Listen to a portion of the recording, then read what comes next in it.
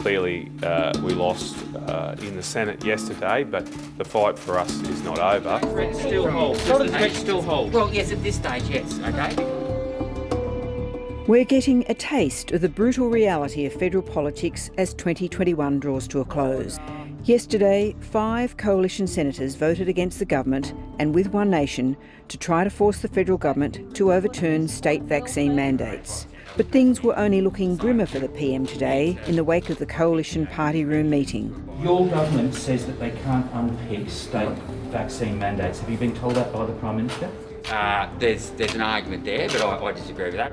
At least 2 coalition senators and an MP have effectively stopped the government being able to pass any contentious legislation for this last sitting fortnight of the Parliament, declaring they will vote against their own government unless it does something about state vaccine mandates. Well, we got 2 pieces of key legislation through the Senate last night, one on protecting critical infrastructure from cyber, the other one on terrorism. There is now also a simmering anger with the PM across a divided party room.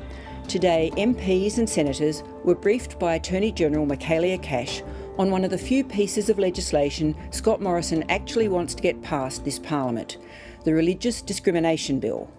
Note the wording here. The party room was verbally briefed. It didn't see the very contentious legislation before it voted on it. The Prime Minister is expected to personally table the bill in Parliament later this week, emphasising his personal commitment to it. But the party room agreed today that the bill will be referred directly to a Senate inquiry and, as both supporters and opponents of the bill freely admit, that means it will never be seen again before the federal election. The other really contentious piece of legislation, which will require voters to produce ID before voting, is already before a Senate committee and, as a result, is also not looking all that likely to pass before the election. They're not doing whistleblowers, they're not doing anything about climate change, they're not doing anything about all of the issues that are important to Australians. Instead, they put this bill up and I won't be supporting it. There's something else that the government doesn't seem too keen to move through Parliament, a National Integrity Commission, despite the fact it was another election promise. Thank you, Mr President. I seek leave to move a motion relating to the consideration of the Australian Federal Integrity Commission Bill 2021 as circulated. And the Australian public have been waiting for this. So there is now urgency. There is urgency in that we have to basically force the government to comply with their promise, their own promise. There being 25 ayes and 25 noes, the matter is resolved in the negative. With many senators still absent from the chamber because of COVID rules, the government survived a vote in the Senate against a move to bring on debate about a national anti-corruption body. But these are not the only signs of a dysfunctional Parliament. There are delays to other legislation with real-world consequences, including one causing serious financial uncertainty for around $400 million worth of television productions, financed on the back of subsidies promised in September last year and due to start on July 1. A continuing campaign by Senator Rex Patrick to remove an exemption from corporate reporting requirements for some of Australia's largest companies and richest families means he keeps amending Treasury bills to get rid of the exemption. Apparently determined not to see the exemption removed, the government has repeatedly delayed debating such bills, and that's causing the big headache for the TV industry just now. And it's not just the legislative program that is in trouble. Relations in the Parliament are also deteriorating. President, this morning Senator Roberts leaked my personal mobile phone number on his social media. Since then, I've received any number of nasty, abusive and threatening phone calls and messages.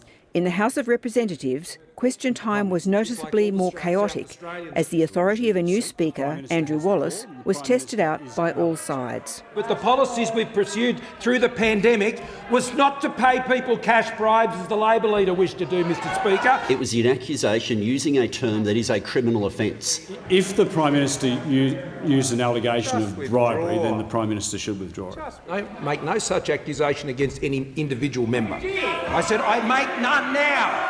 Amid the noise, there was the renewal of Labor's quest to probe the PM's record for truthfulness. The Prime Minister claimed he'd never used the phrase Shanghai Sam in relation to former Senator Sam Dastyari. Given he used that exact phrase 17 times on 11 occasions, why did the Prime Minister claim he had never used the term when that simply wasn't true. I'm not aware of the claim that the member is making, and I'm not about to accept claims at face value from those opposite, Mr Speaker. Within government ranks now, backbenchers are alarmed and unhappy. They see a PM whose integrity and truthfulness is now under daily question, who does not control the numbers in his own government and therefore the parliament. As more than one MP told 7:30 today, the chaotic scenes of the last 48 hours have changed their assessment of the political outlook. While a slide in the polls and chaos might normally suggest a Prime Minister might delay going to an election as long as possible, these sources say they now believe Scott Morrison may choose to have just one fortnight of Parliament back next year before going to a March election. They say the risks of more going wrong and of a potential challenge from Defence Minister Peter Dutton will encourage him to go to the polls earlier rather than later.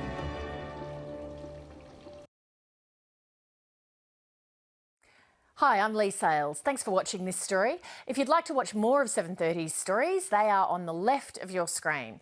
And tap on the button below to subscribe and get the latest from ABC News.